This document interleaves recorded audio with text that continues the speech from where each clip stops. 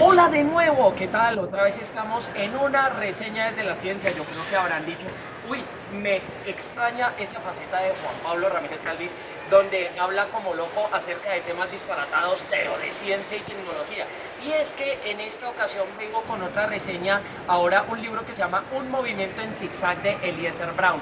Acá vamos a hablar de las partículas que tienen movimientos brownianos y esa vaina que suena como si fuera un brownie de esos de comer por ahí con café. No, el movimiento browniano es el movimiento que tienen las partículas que están suspendidas en otro medio que tiene partículas más pequeñas. ¿Cómo es eso?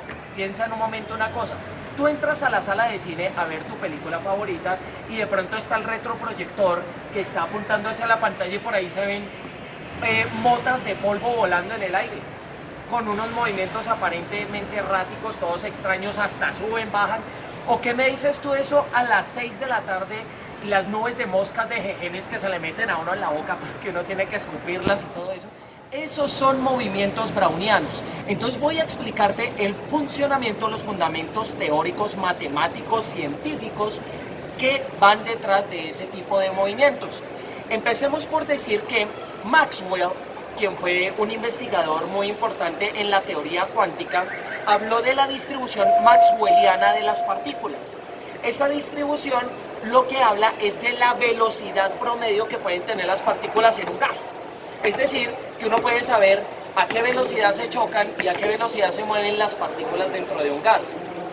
Entonces, ¿qué pasa? Que el movimiento browniano lo que hace que esa mosca hijo de madre con ese otro parche de mosca se le meta a uno en la boca, volando así por el aire, generando una nube, es cuando una partícula aparentemente grande, que puede ser inerte, no tiene que ser un ser vivo, empieza a colisionar con otras partículas alrededor más pequeñas, que en este caso serían las del aire. ¿Cómo se va a caracterizar la velocidad y el patrón de ese movimiento? Tiene que ver con varias cosas de el medio en el que están dispersas, que va a afectar el movimiento cuadrático medio. ¿Qué quiere decir eso? Como en una recta de regresión. Es un movimiento que puede estar por encima o por debajo de un promedio, por eso se dice que el movimiento browniano es en zigzag. ¿De qué va a depender la característica o el patrón de ese movimiento?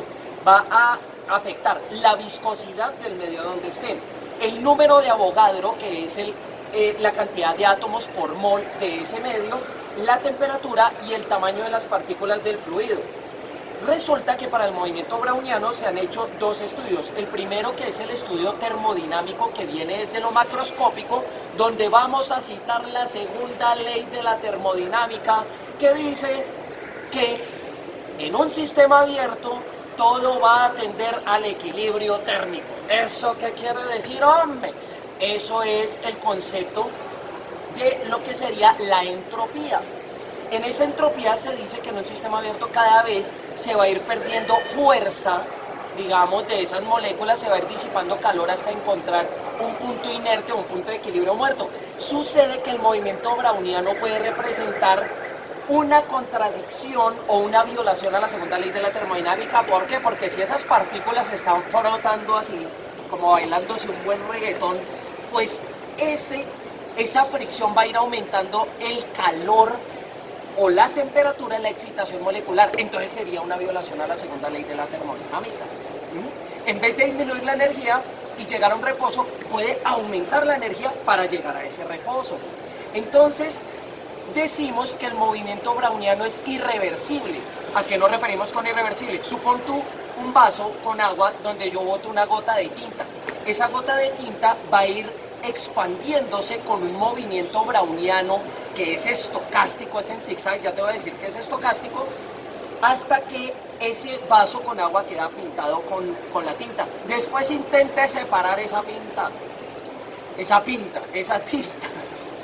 Váyase a las clases del colegio por allá donde hablaban de mezclas y combinaciones. Si yo combino agua con tinta, después no me puede separar.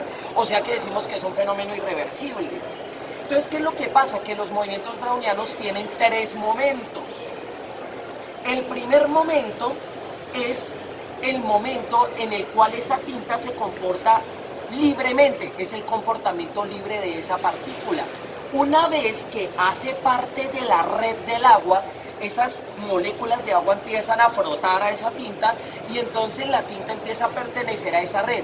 Ahí estamos entrando en un estado transitorio donde ya pierde su movimiento libre y se empieza a organizar y empieza a haber un fenómeno de relajación.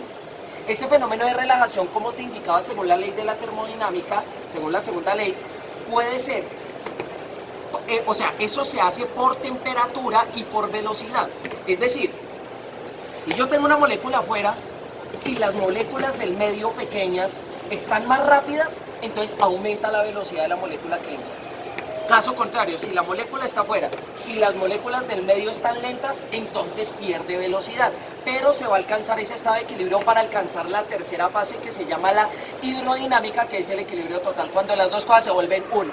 Así como cuando un man le dice a la vieja, es que tú y yo somos un solo ser, se vuelven así. Eso pasa con el movimiento browniano.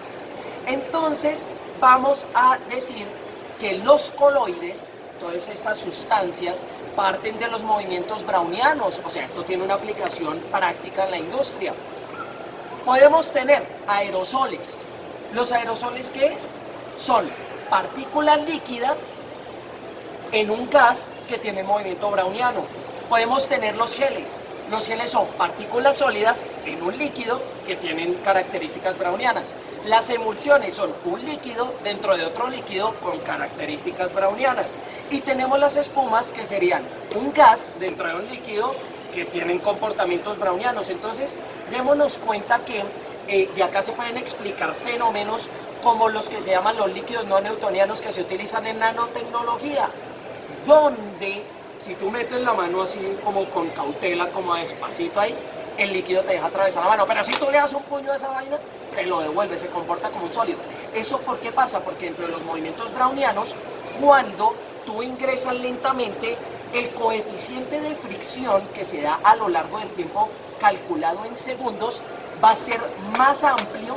O sea, va a ser un coeficiente de fricción más elevado a que si yo introduzco la mano lentamente. Ahí yo le estoy dando espacio a las moléculas para adaptarse, entonces no se van a comportar como un sólido o como un líquido. No sé si hayas entendido muchos de los aspectos de la teoría cinética de la materia, porque vimos también la parte microscópica de esto, para especificar el movimiento browniano. Por eso el título del libro es El movimiento en zigzag.